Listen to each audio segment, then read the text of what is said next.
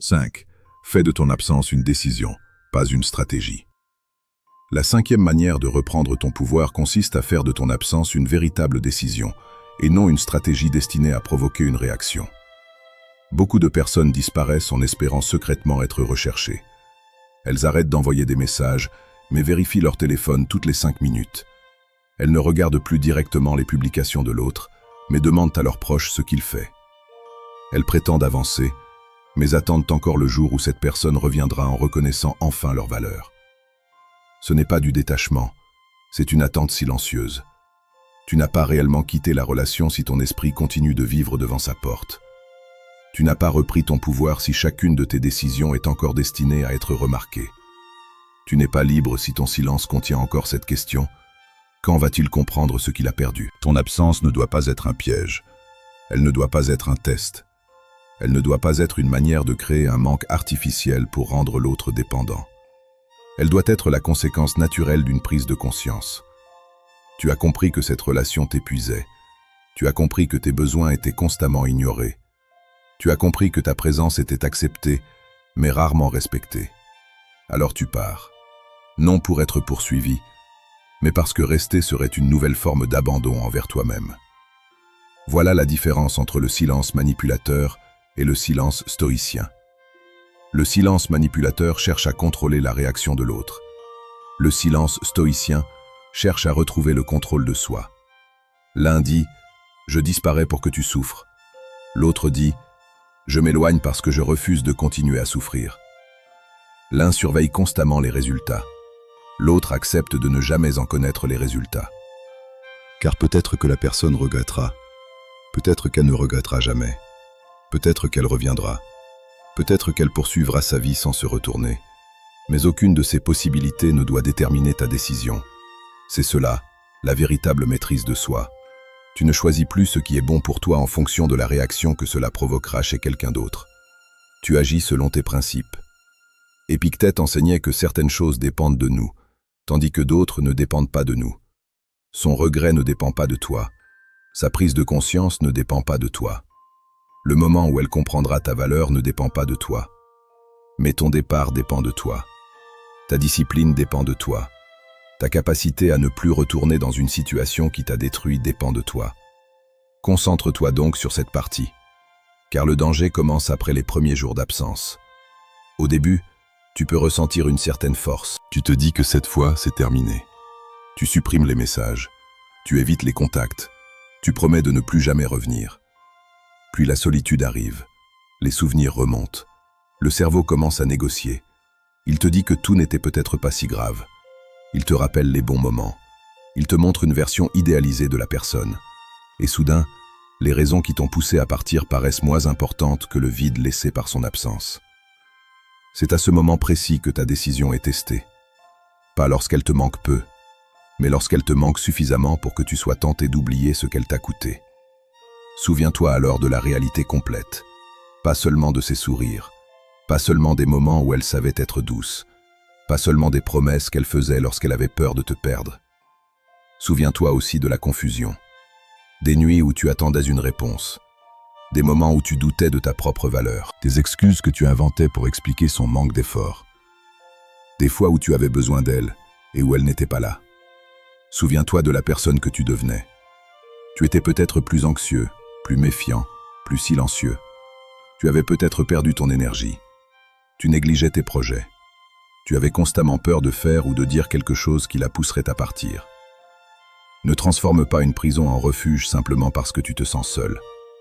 La solitude peut faire mal, mais elle ne doit pas te ramener vers ce qui t'a déjà brisé. Apprends à traverser le manque sans le considérer comme un ordre. Ce n'est pas parce que quelqu'un te manque que tu dois lui écrire. Ce n'est pas parce que tu penses à lui que tu dois revenir. Ce n'est pas parce que ton cœur se souvient encore que ta vie doit recommencer au même endroit. Le manque est une émotion. Ce n'est pas une direction. Laisse-le passer. Respire à travers lui. Accepte qu'il existe sans lui obéir. Chaque fois que tu résistes à l'envie de retourner vers la personne, tu renforces une nouvelle identité. Tu deviens quelqu'un qui tient ses promesses envers lui-même. Et cela est essentiel. Car chaque fois que tu dis « Je ne tolérerai plus cela », puis que tu reviens sans qu'aucun changement réel n'ait eu lieu, Tu fragilises ta propre parole. Tu apprends inconsciemment à ton esprit que tes décisions ne sont pas sérieuses. Tu te promets de partir, mais tu restes. Tu te promets de ne plus répondre, mais tu réponds. Tu te promets de poser des limites, mais tu les retires dès que la personne se montre un peu tendre. À force, tu cesses de te faire confiance. Tu te regardes prendre des décisions que tu ne respectes jamais. Et lorsque tu ne peux plus compter sur ta propre parole, tu deviens encore plus dépendant de la présence des autres. Reconstruis donc cette confiance. Commence simplement. Ne vérifie pas son profil. Ne cherche pas de nouvelles indirectement. Ne crée pas des occasions accidentelles de la croiser. Ne publie pas pour être remarqué. Ne transforme pas ta guérison en spectacle. Construis une vie que tu apprécies même lorsque personne ne l'observe. Le véritable changement est souvent silencieux. Il se produit lorsque tu te lèves un matin et que tu décides de ne plus nourrir une pensée destructrice. Lorsque tu prends le téléphone, puis que tu le reposes. Lorsque tu as envie de répondre, mais que tu choisis de te respecter. Lorsque tu traverses une soirée difficile sans rouvrir une porte que tu avais fermée pour une bonne raison. Personne ne t'applaudira peut-être pour ces victoires, mais elles changent ton caractère. Et ton caractère décide de la qualité de toute ta vie. La personne peut essayer de revenir. Elle peut ressentir ton absence. Elle peut remarquer que tu n'es plus disponible. Elle peut t'envoyer un message rempli de nostalgie. Je pensais à toi. J'aimerais qu'on parle. J'ai compris certaines choses. Tu comptes encore pour moi. Avant de répondre, ne demande pas seulement « Est-ce que je l'aime encore ?» Demande-toi « Est-ce que cette relation est devenue saine ?» Est-ce que les causes de notre rupture ont réellement changé? Est-ce que je veux cette personne ou est-ce que je veux simplement ne plus ressentir le manque? L'amour ne suffit pas toujours.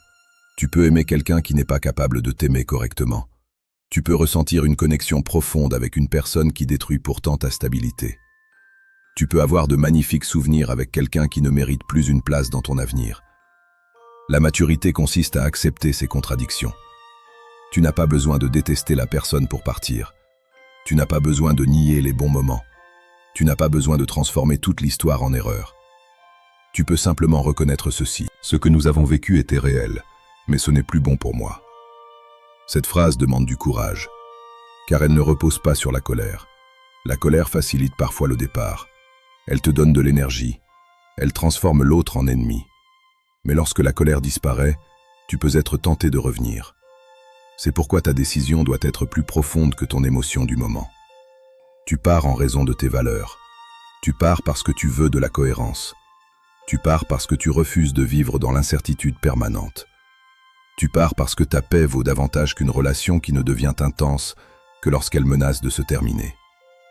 Fais de ton absence un engagement envers toi-même, pas une punition contre l'autre. Tu n'as pas besoin de souhaiter qu'il souffre. Tu n'as pas besoin d'espérer qu'il échoue dans toutes ses prochaines relations. Tu n'as pas besoin d'attendre une justice spectaculaire. La vie se charge souvent d'enseigner ce que nos paroles n'ont pas pu transmettre. Mais même si elle ne le fait pas, tu dois avancer. Ton bonheur ne peut pas dépendre de la punition de quelqu'un d'autre. Sinon, tu restes attaché à lui par le désir de vengeance. La haine est encore une forme de lien. Tant que tu veux le voir tomber, il occupe encore une place importante dans ton esprit. Libère-toi entièrement.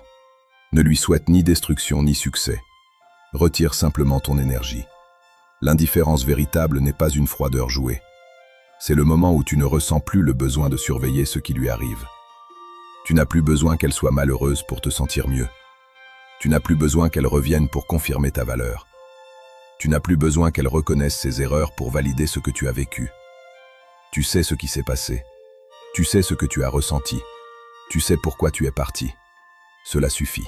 Lorsque tu fais de ton absence une décision, tu arrêtes également d'envoyer des signaux contradictoires. Tu ne bloques pas pour débloquer le lendemain.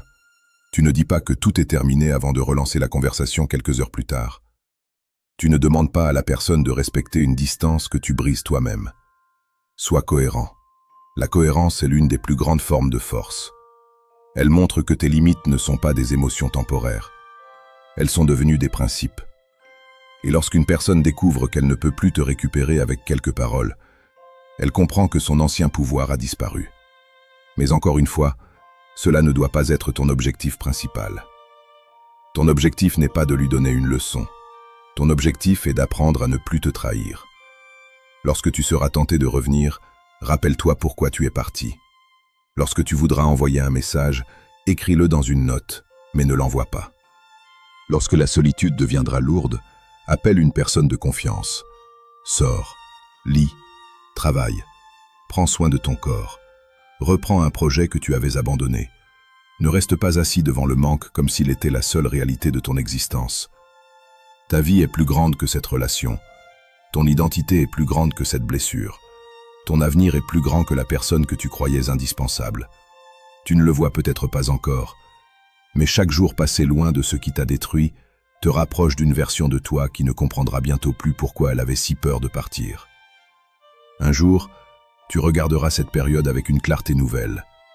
Tu comprendras que ce départ ne t'a pas privé d'une personne, il t'a rendu à toi-même. Et à ce moment-là, ton absence ne sera plus un message envoyé à celui qui ne t'a pas valorisé.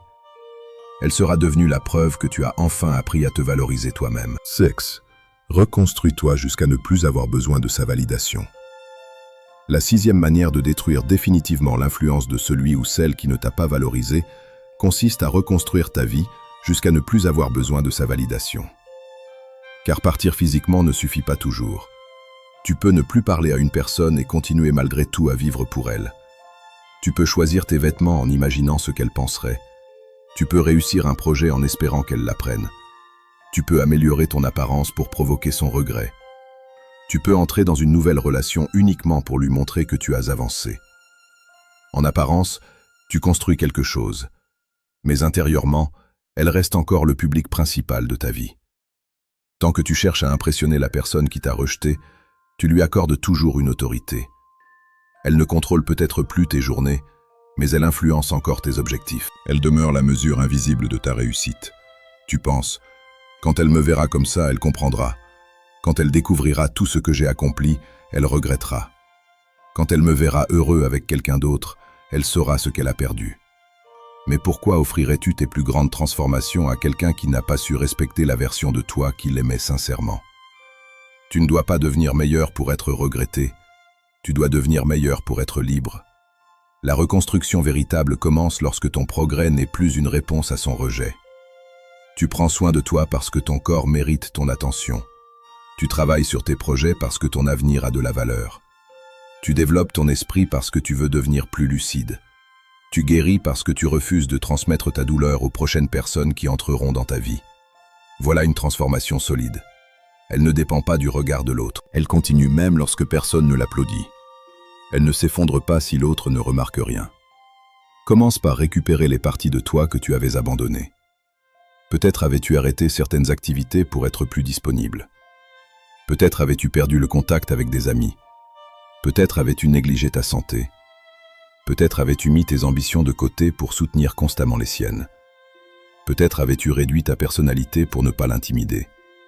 Peut-être étais-tu devenu silencieux pour éviter les conflits. Reviens vers tout ce que tu avais laissé derrière toi. Rappelle-toi qui tu étais avant que cette relation ne devienne le centre de ton univers. Quels étaient tes rêves? Qu'est-ce qui te donnait de l'énergie? Quelle personne t'aimait avant que tu commences à t'isoler? Quelles promesses avais-tu faites à ton avenir? La reconstruction ne consiste pas seulement à oublier quelqu'un, Elle consiste à retrouver celui que tu avais oublié, en essayant d'être aimé. Cela peut commencer par des actions simples. Réorganise ton espace, reprends une routine, couche-toi à une heure raisonnable, bouge ton corps, apprends quelque chose, termine ce que tu avais commencé. La souffrance émotionnelle donne souvent l'impression que la vie entière est devenue incontrôlable. La discipline remet progressivement de l'ordre. Lorsque ton esprit est chaotique, crée une structure. Ne négocie pas chaque jour avec ta motivation. Fais ce qui doit être fait, même lorsque tu n'en as pas envie. Les stoïciens savaient que le caractère ne se construit pas dans les grandes déclarations, mais dans les habitudes répétées. Tu ne guéris pas uniquement grâce à une révélation. Tu guéris par des centaines de petites décisions. Tu guéris chaque fois que tu te lèves au lieu de rester prisonnier de tes pensées. Tu guéris chaque fois que tu choisis une nourriture saine plutôt qu'une destruction silencieuse. Tu guéris chaque fois que tu termines une tâche malgré ton manque d'énergie. Tu guéris chaque fois que tu refuses de retourner vers la personne uniquement parce que ta journée a été difficile. La reconstruction est parfois ennuyeuse. Elle n'a pas toujours l'intensité des grandes transformations montrées sur les réseaux sociaux. Il n'y a pas nécessairement de musique dramatique, pas de moments spectaculaires. Seulement toi, face à tes habitudes, choisissant encore et encore ce qui est bon pour toi. Mais c'est précisément là que ta puissance revient. Car la personne qui ne t'a pas valorisé t'avait peut-être habitué à vivre dans l'intensité. Les disputes, les réconciliations, les silences, les retours, les promesses, les déceptions. Tu confondais peut-être ce chaos avec la passion.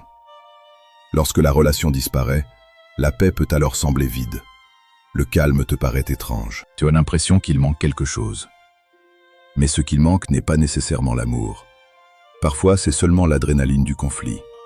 Ton système émotionnel était devenu habitué à l'incertitude. Tu attendais constamment le prochain message, le prochain problème ou le prochain signe d'affection. Maintenant que tout est calme, ton esprit cherche le bruit familier. Ne retourne pas dans le chaos simplement parce que la paix ne t'est pas encore familière. Apprends à apprécier une vie qui ne te force pas à survivre chaque jour. La stabilité peut sembler moins intense, mais elle te permet de grandir. Elle te permet de réfléchir. Elle te permet de créer. Elle ne consomme pas toute ton énergie émotionnelle. Reconstruis également ta confiance en toi. Une personne qui ne t'a pas valorisé a peut-être laissé des traces profondes.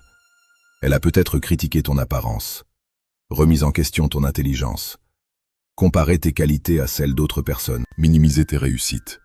Elle t'a peut-être fait croire que tu étais difficile, trop sensible ou impossible à satisfaire. Ces paroles peuvent continuer à vivre dans ton esprit longtemps après son départ. Tu dois donc examiner les voix qui parlent en toi.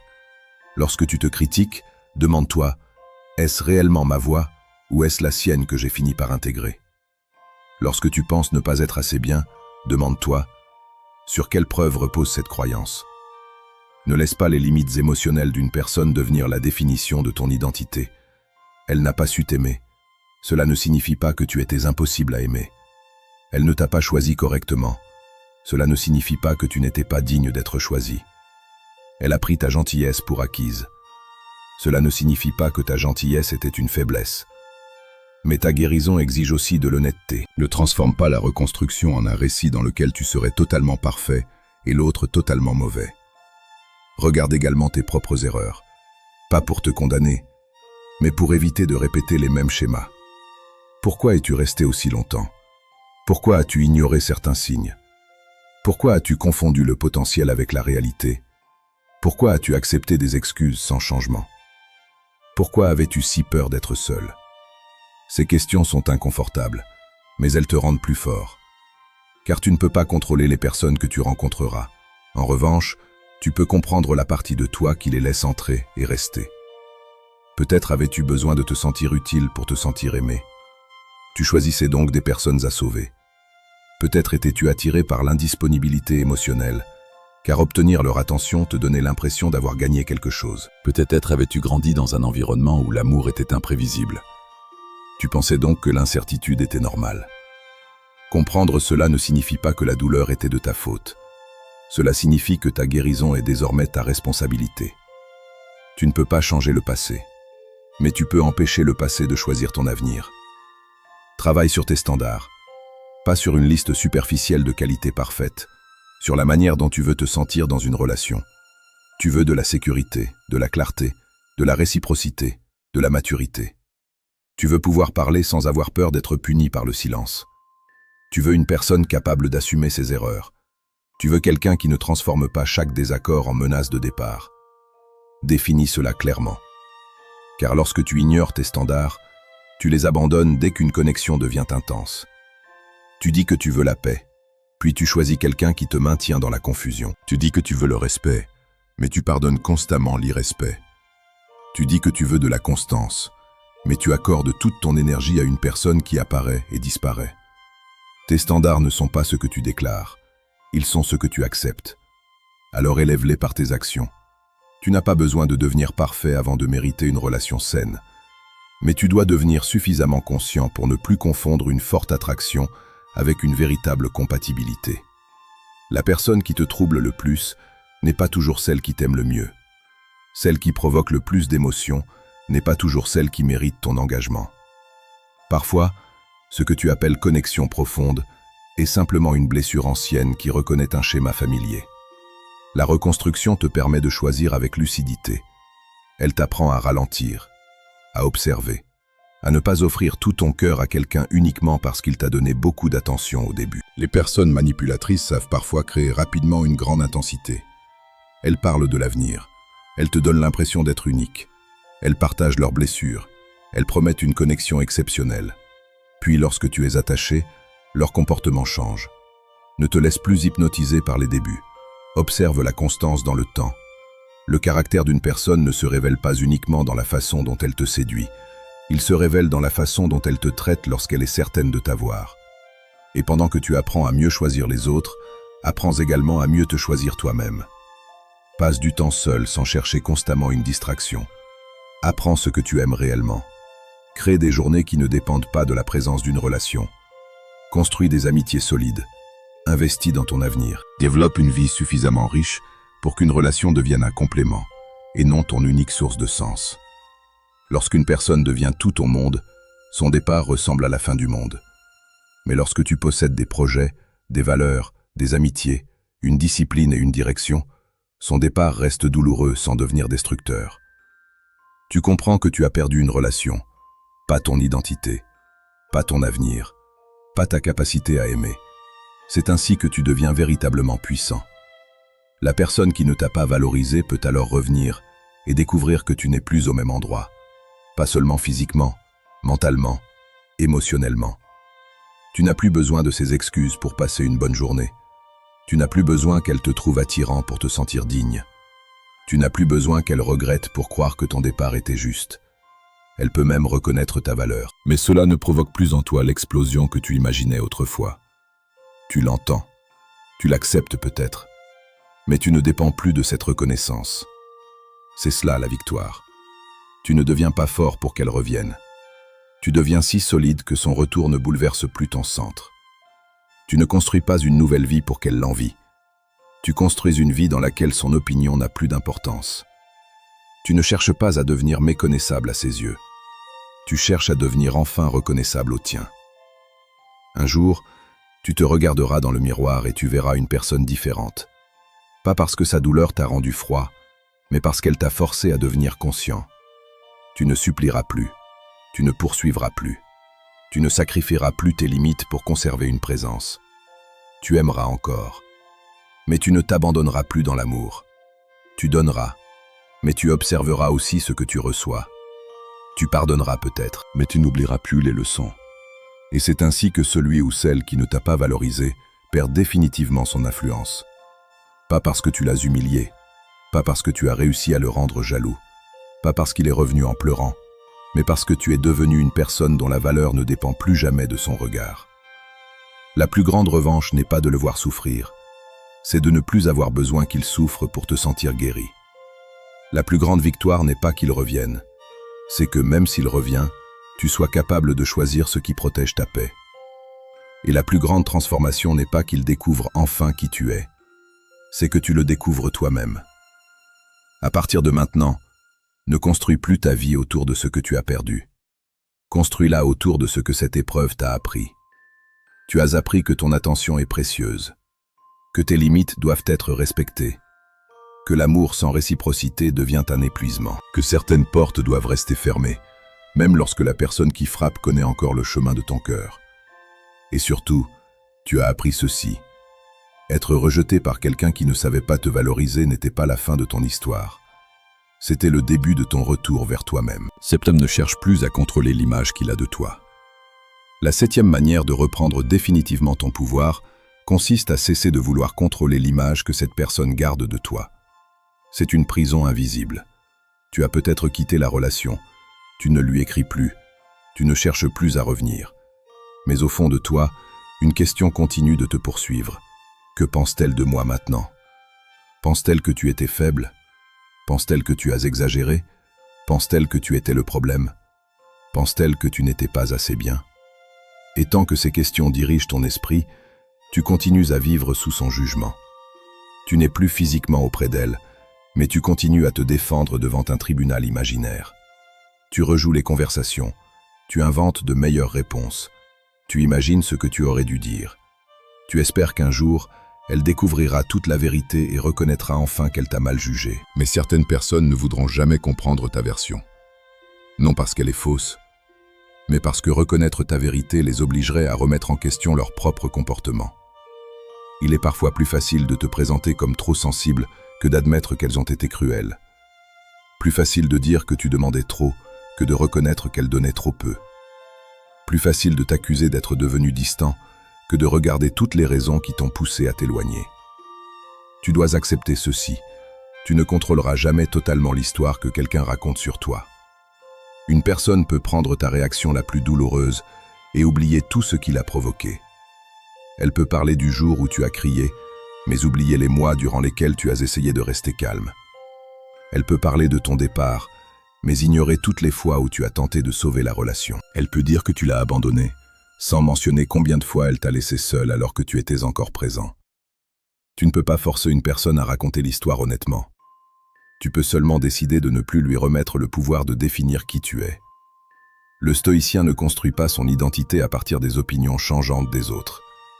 Il observe sa conscience. Il examine ses actes. Il se demande : ai-je agi selon mes valeurs ? Ai-je reconnu mes erreurs ? Ai-je tenté de réparer ce qui pouvait l'être ? Ai-je quitté cette situation pour protéger ma dignité ou seulement pour punir quelqu'un ? Si tu peux répondre avec honnêteté, cela doit suffire. Tu n'as pas besoin que l'autre confirme ta bonté. Tu n'as pas besoin qu'elle reconnaisse ton intention. Tu n'as pas besoin qu'elle raconte une version de l'histoire dans laquelle tu es compris par tout le monde. Il existe des périodes où tu seras le méchant dans le récit de quelqu'un, simplement parce que tu as cessé de lui permettre de te maltraiter. Et tu dois apprendre à supporter cela. Lorsque tu poses une limite, la personne qui profitait de ton absence de limite ne dira pas « Je comprends, tu as raison de te protéger ». Elle dira peut-être « Tu as changé, tu es devenu égoïste, tu n'es plus la personne que je connaissais ». Mais bien sûr que tu as changé. La personne qu'elle connaissait acceptait trop. Elle pardonnait sans voir de changement. Elle restait malgré l'épuisement. Elle avait peur de déplaire. Elle craignait davantage de perdre la relation que de se perdre elle-même. Cette version de toi n'existe plus. Et cela dérangera ceux qui bénéficiaient de son manque de respect envers elle-même. N'essaie pas de leur faire aimer ta transformation. Ils ne la comprendront peut-être jamais. Ton évolution n'a pas besoin de l'approbation de ceux qui préféraient ton ancienne faiblesse. Tu dois également renoncer au besoin d'avoir le dernier mot. Beaucoup de personnes restent attachées à une relation parce qu'elles veulent gagner la dernière conversation. Elles veulent trouver la phrase parfaite, la vérité impossible à nier, les mots qui feront enfin taire l'autre. Mais certaines conversations n'ont pas de vainqueur. Plus tu expliques, plus la personne détourne tes paroles. Plus tu présentes des faits, plus elle modifie le sujet. Plus tu essaies d'être compris, plus tu t'épuises. Le dernier mot n'est pas toujours une victoire. Parfois, la victoire est de ne plus avoir besoin de répondre. Tu n'as pas à corriger chaque accusation. Tu n'as pas à répondre à chaque provocation. Tu n'as pas à défendre ton caractère auprès de quelqu'un qui s'est déjà engagé à ne voir que ce qui justifie son propre comportement. Laisse-la penser ce qu'elle veut. Cette phrase peut sembler difficile, mais elle contient une immense liberté. Laisse-la penser que tu étais trop sensible. Laisse-la penser que tu es devenu froid. Laisse-la penser que tu as perdu quelque chose en partant. Elle a le droit à son opinion. Et toi, tu as le droit à ta paix. Ces deux réalités peuvent coexister. Tu ne dois pas gagner dans son esprit pour être libre dans le tien. Pense au temps que tu as déjà gaspillé à imaginer comment elle te perçoit. Combien de fois as-tu publié quelque chose en pensant à sa réaction ? Combien de décisions as-tu prises en espérant qu'elle découvre que tu vas bien ? Combien de réussites ont été contaminées par le désir de lui prouver quelque chose ? Arrête. Ta vie ne doit pas devenir une campagne destinée à réhabiliter ton image auprès d'une personne qui ne fait plus partie de ton avenir. Vis de manière à te respecter lorsque tu es seul. Agis correctement lorsque personne ne regarde. Construis une réputation auprès de ta propre conscience. Car les opinions changent. Aujourd'hui, quelqu'un peut t'admirer. Demain, il peut te critiquer. Aujourd'hui, tu peux être indispensable. Demain, on peut agir comme si tu n'avais jamais compté. Si ton identité dépend de ces mouvements, tu vivras constamment dans l'instabilité. Enracine-toi dans quelque chose de plus solide. Tes principes, ta discipline, ta parole. La manière dont tu traites les personnes qui ne peuvent rien t'offrir. La manière dont tu réagis lorsque tu es blessé. La manière dont tu assumes tes erreurs sans te détruire. Voilà ce qui définit réellement ton caractère. Et si tu as commis des erreurs dans cette relation, reconnais-les. Tu n'as pas besoin de te présenter comme parfait pour retrouver ta dignité. Peut-être as-tu mal réagi. Peut-être as-tu parlé sous le coup de la colère. Peut-être as-tu insisté alors que tu aurais dû partir. Peut-être as-tu toléré trop longtemps, puis explosé. Assume ce qui t'appartient. Corrige-le. Apprends. Mais ne transforme pas tes erreurs en justification permanente de la façon dont l'autre t'a traité. Deux choses peuvent être vraies en même temps.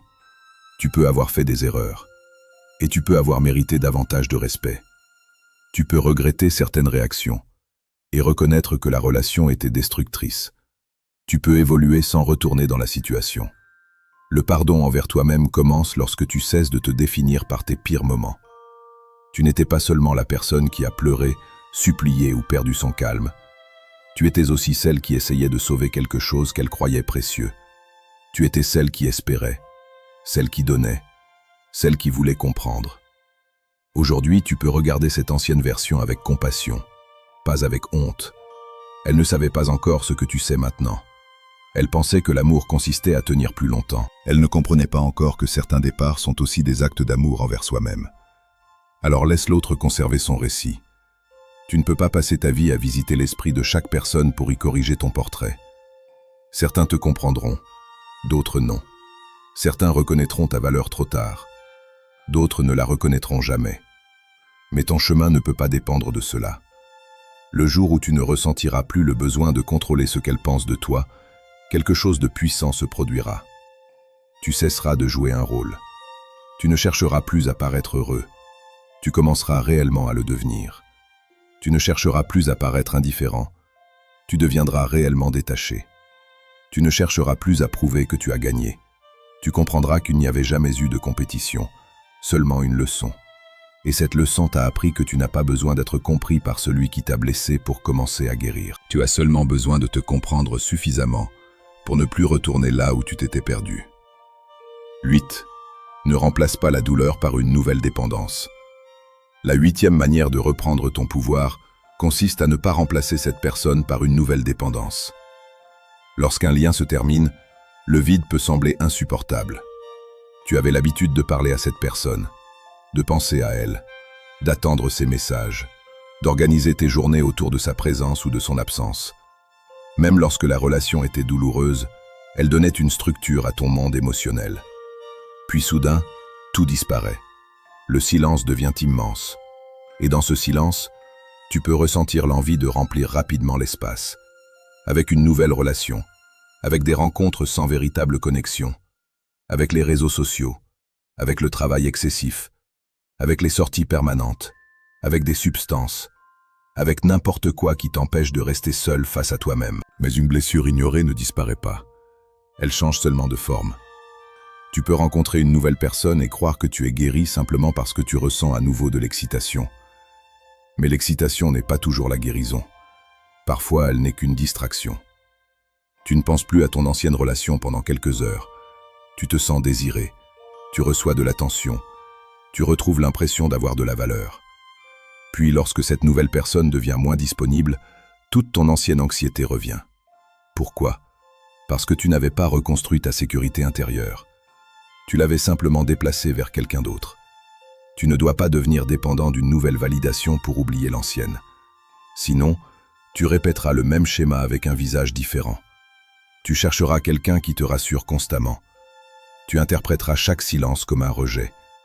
Tu compareras la nouvelle personne à l'ancienne. Tu demanderas à une relation récente de réparer une blessure qu'elle n'a pas créée.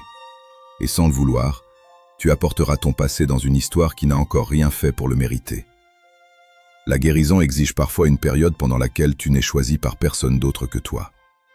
Une période où tu apprends à te lever sans attendre un message, à passer une soirée seule sans te sentir abandonné, à célébrer une réussite sans avoir besoin de la montrer à quelqu'un, à ressentir une émotion difficile sans chercher immédiatement une présence pour l'anesthésier. Ce travail est inconfortable, mais il change toute ta manière d'aimer. Lorsque tu ne fuis plus la solitude, tu cesses de choisir par peur. Tu ne restes plus avec quelqu'un uniquement parce que tu redoutes le vide. Tu ne pardonnes plus l'inacceptable pour éviter de recommencer à zéro. Tu ne confonds plus n'importe quelle présence avec une véritable connexion. Tu peux prendre le temps d'observer. Tu peux dire non. Tu peux partir plus tôt. Car tu sais que la solitude ne te tuera pas. Tu l'as déjà traversée. Et tu y as découvert une personne que tu ne connaissais pas encore. Toi-même. Les stoïciens accordaient une grande importance à la capacité d'être maître de ses désirs. Pas pour vivre sans plaisir, mais pour ne pas devenir dépendant de ce qui peut nous être retiré. Tout ce que tu crois indispensable finit par te contrôler. Si tu crois avoir besoin de messages constants, tu seras contrôlé par ceux qui savent les retirer. Si tu crois avoir besoin d'être désiré, tu seras contrôlé par ceux qui jouent avec ton sentiment de valeur. Si tu crois avoir besoin d'être en couple pour exister, tu resteras dans des relations qui détruisent ton équilibre. Apprends donc à apprécier sans dépendre. Tu peux aimer la compagnie sans craindre la solitude. Tu peux apprécier l'attention sans en faire une preuve de ta valeur. Tu peux entrer dans une relation sans y déposer toute ton identité. C'est cela, aimer librement. Tu ne dis plus « sans toi je ne suis rien ». Tu dis « ma vie a déjà un sens et je choisis de la partager avec toi ». Cette différence paraît simple, mais elle change tout. Dans la dépendance, tu acceptes presque tout pour ne pas perdre. Dans l'amour conscient, tu restes seulement tant que la relation respecte les deux personnes. Dans la dépendance, chaque conflit ressemble à une menace existentielle. Dans l'amour conscient, un désaccord reste un désaccord. Il ne détruit pas toute ton identité. Pour atteindre cet état, tu dois apprendre à être présent avec ta douleur. Ne cherche pas toujours à la faire taire. Écoute-la. Que tente-t-elle de te dire ? Peut-être que tu ne pleures pas seulement cette personne. Peut-être que tu pleures toutes les fois où tu t'es senti non choisi. Peut-être que cette rupture a réveillé des blessures plus anciennes. Un parent absent. Une enfance où tu devais mériter l'attention. Des relations dans lesquelles tu te sentais toujours insuffisant. La douleur actuelle peut être la porte d'entrée vers quelque chose de plus profond. Ne la gaspille pas en te précipitant vers une distraction. Utilise-la pour comprendre tes schémas. Pourquoi certaines personnes t'attirent-elles autant ? Pourquoi ressens-tu davantage de désir lorsqu'elles deviennent distantes ? Pourquoi la stabilité te semble-t-elle parfois ennuyeuse ? Pourquoi associes-tu la difficulté à la valeur ? Peut-être as-tu appris que l'amour devait être gagné. Alors lorsqu'une personne est disponible, respectueuse et cohérente, une partie de toi ne ressent pas la même intensité. Elle ne reconnaît pas ce calme. Elle préfère ce qui semble familier, l'incertitude. Mais tout ce qui est familier n'est pas sain. Et tout ce qui est calme n'est pas vide. Tu dois rééduquer ton esprit. Apprendre que la paix peut être profonde, que la constance peut être attirante, que l'amour n'a pas besoin de te maintenir dans la peur pour être réel. Cela demande du temps. Ne te précipite pas. Il n'existe aucune récompense pour celui qui commence une nouvelle relation le plus rapidement. Avancer ne se mesure pas au nombre de personnes rencontrées après la rupture. Cela se mesure à la qualité de la relation que tu développes avec toi-même. Peux-tu penser à ton passé sans vouloir y retourner ? Peux-tu rencontrer quelqu'un de nouveau sans lui demander de te sauver ? Peux-tu recevoir de l'amour sans te méfier constamment ? Peux-tu poser une limite sans avoir peur d'être abandonné ? Voilà les véritables signes de guérison. Utilise donc cette période pour nettoyer ton monde intérieur. Observe tes habitudes. Observe ce que tu fais lorsque tu te sens vide. Est-ce que tu cherches immédiatement ton téléphone ? Est-ce que tu vérifies qui t'a écrit ? Est-ce que tu publies pour recevoir une réaction ? Est-ce que tu retournes vers des personnes qui ne te respectaient pas simplement pour ne pas te sentir seul ? Chaque impulsion te révèle une dépendance possible. Ne te juge pas, observe, puis introduis un espace entre l'envie et l'action. Tu veux écrire à quelqu'un ? Attends 30 minutes. Tu veux vérifier un profil ? Pose le téléphone et marche. Tu veux accepter une invitation uniquement parce que tu te sens triste ? Demande-toi si tu désires réellement cette rencontre. Ces petits espaces reconstruisent ta liberté. Tu découvres que tu peux ressentir une envie sans lui obéir. Que tu peux être seul sans être vide. Que tu peux être triste sans te détruire. Et peu à peu, tu deviens moins facile à contrôler. Car une personne qui sait rester seule ne peut plus être retenue par la menace de l'abandon.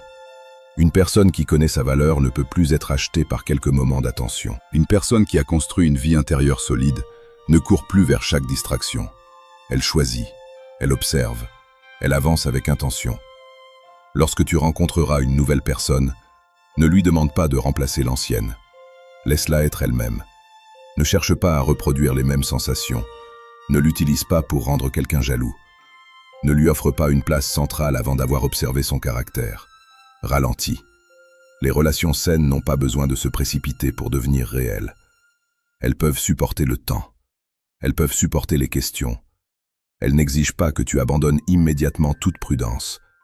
Et surtout, ne punis pas une nouvelle personne pour les fautes de l'ancienne. Ne lui demande pas de payer une dette qu'elle n'a pas créée. Tu peux être prudent sans être fermé. Tu peux rester attentif sans devenir paranoïaque. Tu peux protéger ton cœur sans construire un mur si élevé que personne de sincère ne puisse l'atteindre. La guérison ne consiste pas à ne plus jamais aimer. Elle consiste à ne plus utiliser l'amour pour échapper à soi-même. Tu n'as pas besoin d'une nouvelle relation pour prouver que tu as avancé. Tu as avancé lorsque tu n'as plus peur du silence, lorsque tu n'as plus besoin d'être constamment rassuré, lorsque tu ne te précipites plus vers la première personne qui te fait sentir spécial, lorsque tu sais que ta valeur existait avant son arrivée et existera après son départ. Alors remplis le vide avec toi, avec tes projets, tes amitiés, ta santé, ta foi, ta curiosité, ton travail, ton repos. Construis une vie si complète que l'amour y entre comme une richesse supplémentaire, jamais comme une bouée de sauvetage. Et lorsque tu aimeras à nouveau, tu le feras depuis la plénitude, pas depuis la peur, pas depuis le besoin, pas pour oublier quelqu'un. Mais parce que tu auras rencontré une personne qui respecte la paix que tu as mis tant de temps à reconstruire. 8. Transforme l'humiliation en leçon. La 9e manière de reprendre ton pouvoir consiste à transformer l'humiliation en leçon. Être ignoré, rejeté ou remplacé peut provoquer une blessure profonde. Tu ne souffres pas seulement de la perte de la personne. Tu souffres parfois de l'image que tu as de toi-même après cette perte. Tu te demandes comment tu as pu accepter autant, comment tu as pu ne pas voir certains signes, comment tu as pu donner autant à quelqu'un qui semblait si peu concerné. Tu revis les moments où tu as supplié, les messages trop longs, les appels sans réponse, les fois où tu as accepté des excuses faibles parce que tu avais peur de partir. Et lorsque tu repenses à tout cela, tu peux ressentir de la honte. Tu peux te dire « Je me suis humilié. J'ai perdu ma dignité. Je ne me reconnais plus. » Mais fais attention. La honte peut devenir une seconde prison. La personne t'a peut-être blessé une fois. Mais si tu te condamnes chaque jour pour la manière dont tu as réagi, tu prolonges toi-même la punition. Tu n'as pas besoin d'oublier ce que tu as fait. Tu dois le comprendre. Il existe une différence entre la honte et la responsabilité. La honte dit « Je suis faible ». La responsabilité dit « J'ai agi depuis une blessure et je peux apprendre à agir autrement ». La honte te fige. La responsabilité te transforme. Tu n'es pas condamné à rester la personne qui suppliait pour obtenir de l'attention. Tu peux devenir celle qui reconnaît rapidement l'indifférence et qui se retire. Tu n'es pas condamné à répéter les mêmes schémas. Mais tu dois regarder honnêtement ce qui s'est produit. Pas seulement ce que l'autre a fait, ce que toi tu as accepté. Pourquoi as-tu continué? Peut-être parce que tu croyais que l'amour justifiait tout. Peut-être parce que tu avais investi trop de temps et que tu ne voulais pas admettre que la relation échouait. Peut-être parce que tu craignais le jugement des autres. Peut-être parce que tu avais construit ton avenir autour de cette personne. Peut-être parce que son attention activait en toi un sentiment de valeur que tu ne savais pas créer seul. Comprendre tes raisons ne les rend pas toutes justes. Mais cela t'empêche de répéter aveuglément. Tu peux alors créer de nouvelles règles. Pas des règles rigides destinées à punir toutes les futures personnes. Des principes. Par exemple, tu ne mendiras plus une communication claire. Tu ne resteras plus dans une relation qui te maintient constamment dans l'incertitude. Tu ne confondras plus des excuses avec un changement. Tu ne poursuivras plus quelqu'un qui utilise la distance pour te contrôler.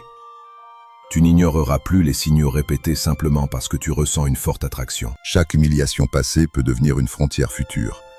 Chaque larme peut devenir un rappel. Chaque nuit perdue peut devenir une raison de mieux te protéger. Voilà comment tu donnes un sens à la souffrance. Pas en prétendant qu'elle était nécessaire, pas en remerciant celui qui t'a blessé, mais en refusant de laisser cette expérience être inutile. Le feu peut brûler une maison, mais il peut aussi durcir le métal. Tout dépend de ce que tu fais après. Tu peux laisser cette expérience te convaincre que tout le monde est dangereux, que l'amour est une erreur, que personne ne mérite ta confiance, où tu peux devenir plus lucide, plus lent, plus attentif. Tu peux apprendre à écouter tes sensations. Ton corps t'avait peut-être averti. Cette tension lorsque la personne changeait de ton, ce malaise lorsque ses paroles ne correspondaient pas à ses actes, cette fatigue après chaque conversation, cette confusion permanente. Tu minimisais ces signaux parce que tu voulais que la relation fonctionne. Tu disais « Je réfléchis trop, je suis peut-être trop sensible, je dois être plus patient ». Mais parfois, ton anxiété n'était pas un défaut, c'était une information. Elle te signalait que quelque chose n'était pas stable. À l'avenir, ne laisse pas la peur d'être considéré comme compliqué t'empêcher de poser des questions. Demande de la clarté, observe la réaction. Une personne saine ne te punira pas pour avoir exprimé un besoin. Elle peut ne pas être d'accord, mais elle ne cherchera pas à te faire honte. Une personne qui te respecte ne te laissera pas vivre volontairement dans le doute pour conserver un avantage. Apprends aussi à distinguer l'erreur du schéma. Tout le monde peut commettre une erreur. Dire une parole blessante, oublier quelque chose, traverser une période de distance. Mais un schéma se répète, et surtout, il persiste après que tu as clairement exprimé la douleur qu'il provoque. Lorsque quelqu'un sait que son comportement te détruit et choisit de continuer, tu ne fais plus face à une simple incompréhension. Tu fais face à une décision. Ne gaspille pas des années à expliquer encore et encore ce qu'une personne a déjà compris. Elle comprend. Elle choisit seulement de ne pas changer parce que le coût de son comportement reste faible. Tu restes, tu pardonnes, tu reviens, tu menaces de partir, puis tu restes encore.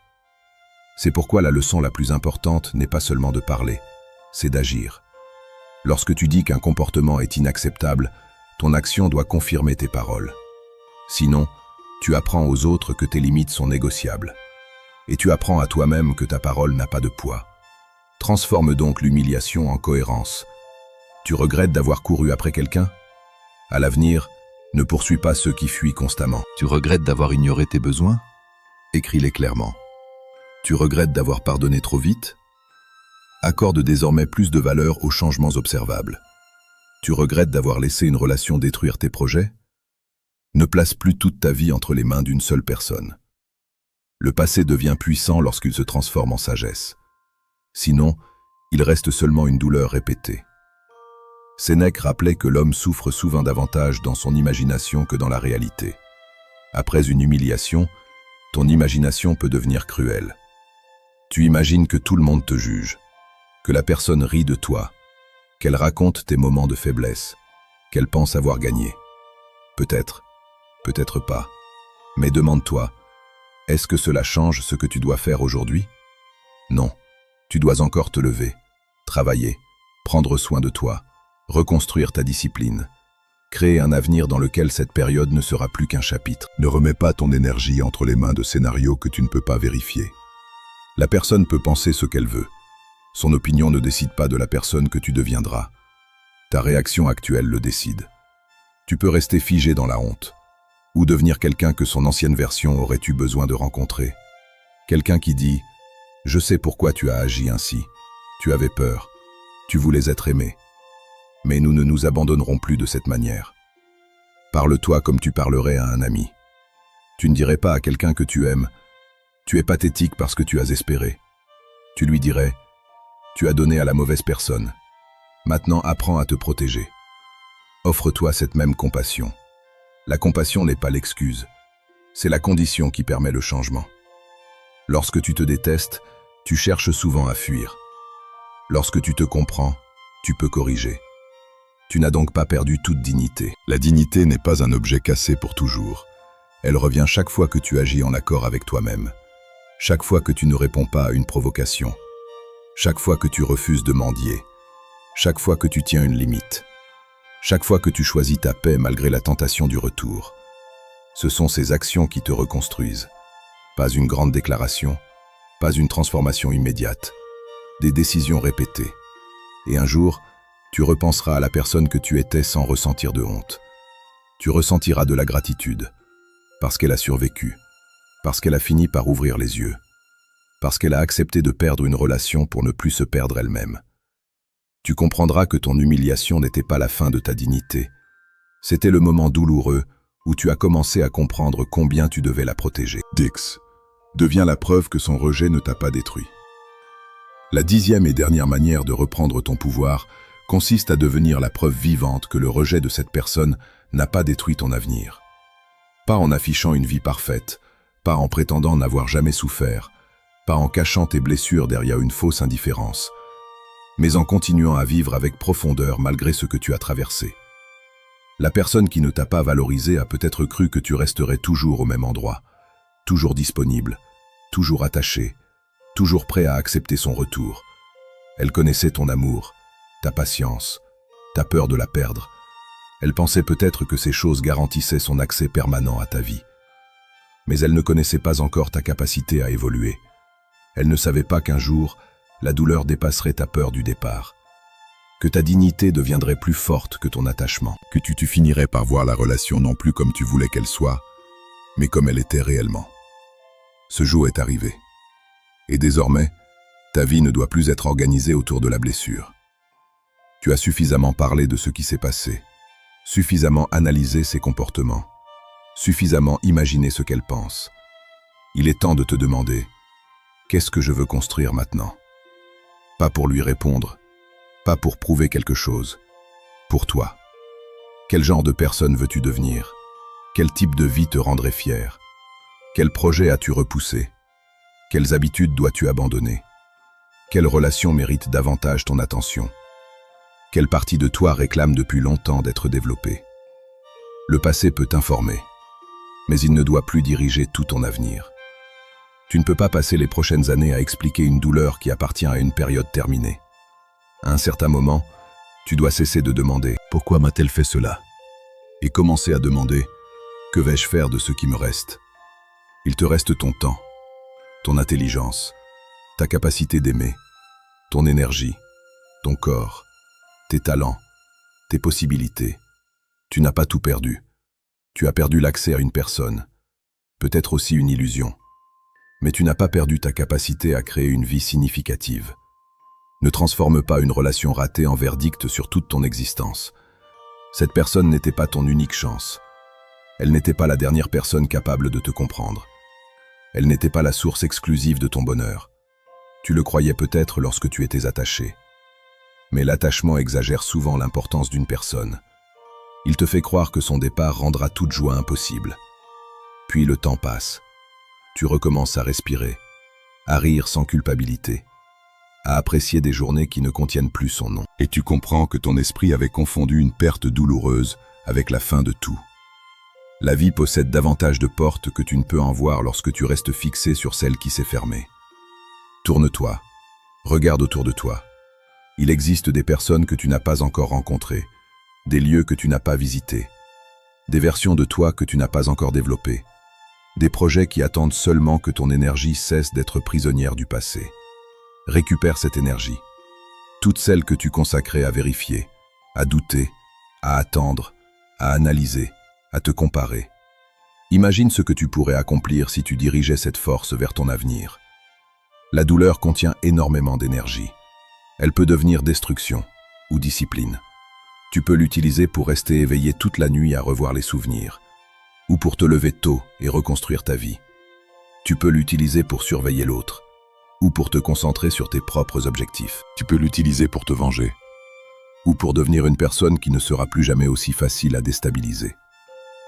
La vengeance est limitée. La transformation est infinie. Si tu blesses l'autre, tu obtiens peut-être un moment de satisfaction, mais tu restes encore lié à lui. Tu agis toujours en fonction de ce qu'il t'a fait. Lorsque tu te transformes, tu dépasses toute l'histoire.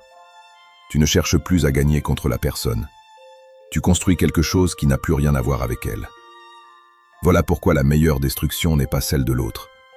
C'est la destruction de l'ancienne dynamique, la destruction de son pouvoir sur ton humeur, la destruction de ton besoin de validation, la destruction de ta peur d'être seul, la destruction de la version de toi qui acceptait l'inacceptable.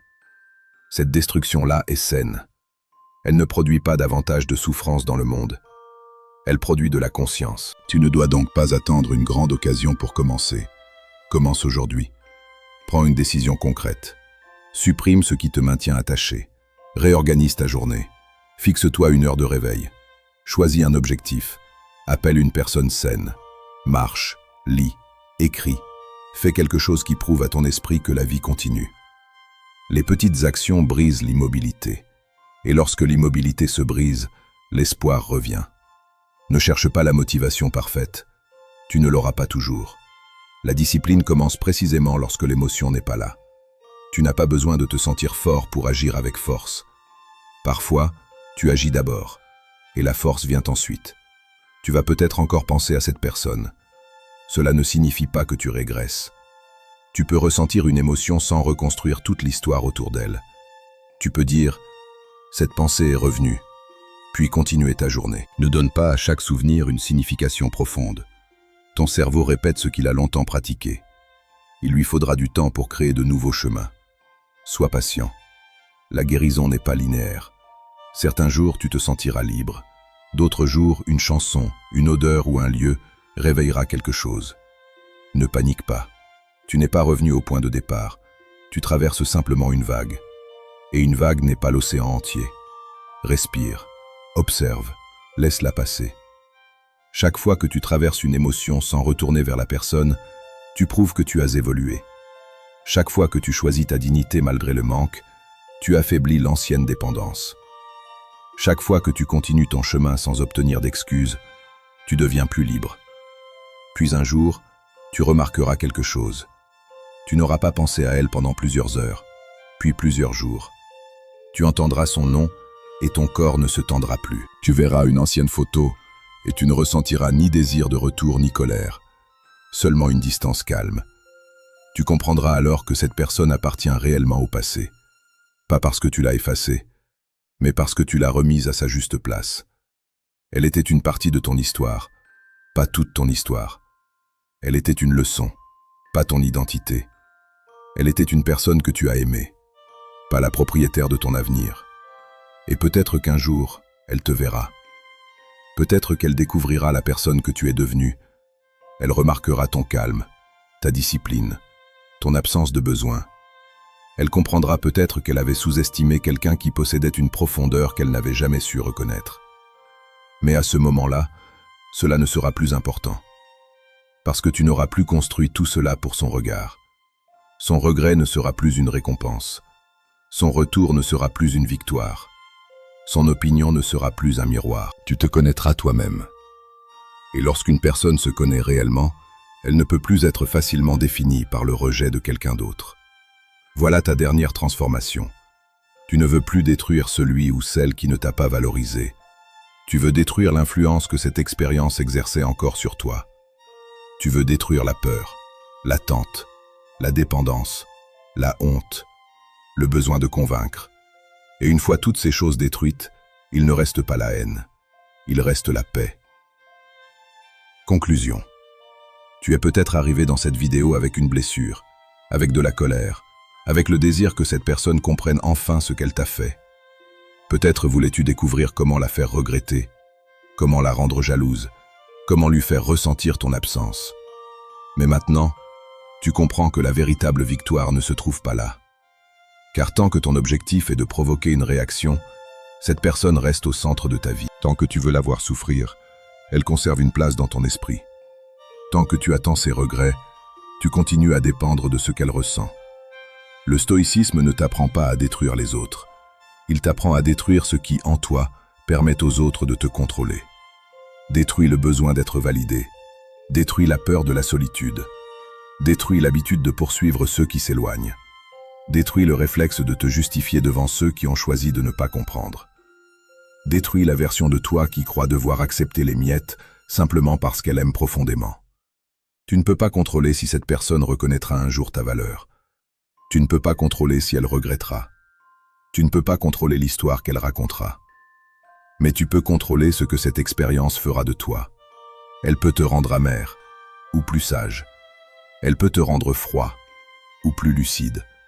Elle peut te convaincre de ne plus aimer, ou t'apprendre à aimer sans t'abandonner. Le choix commence maintenant. Retire ton attention. Protège ta blessure. Cesse de prouver ta valeur. Deviens inaccessible à la manipulation. Fais de ton absence une décision. Reconstruis-toi sans chercher son regard. Laisse-la conserver son opinion. Ne remplace pas la douleur par une nouvelle dépendance. Transforme l'humiliation en leçon. Et deviens la preuve que son rejet n'était pas la fin de ton histoire. Peut-être qu'elle t'a perdu, mais le plus important est que toi, tu ne te perdes plus jamais pour être aimé. À partir d'aujourd'hui, ne demande plus « Comment puis-je lui montrer ce qu'elle a perdu ?» Demande plutôt « Comment puis-je devenir quelqu'un que je ne serai plus jamais prêt à abandonner ?» Cette question changera toute ta vie, car le jour où tu apprendras à rester fidèle à toi-même, tu n'auras plus peur de perdre ceux qui exigent que tu te trahisses pour les garder. Tu pourras aimer sans supplier, donner sans t'épuiser, pardonner sans rouvrir toutes les portes, partir sans haine et continuer sans avoir besoin d'être poursuivi. C'est cela, la liberté. Pas lorsqu'elle revient, pas lorsqu'elle regrette, pas lorsqu'elle te voit heureux, mais lorsque son retour, son regret ou son opinion ne déterminent plus rien en toi. Alors avance, pas pour être vu, pas pour être vengé, pas pour être regretté. Avance parce que ta vie t'attend, et elle mérite une version de toi qui ne regarde plus constamment derrière elle. Si ce message te parle, écris dans les commentaires « Je ne cherche plus à être regretté, je choisis de me respecter ». Et souviens-toi, la personne qui ne t'a pas valorisé a peut-être perdu ton amour. Mais toi, aujourd'hui, tu viens de retrouver ta valeur.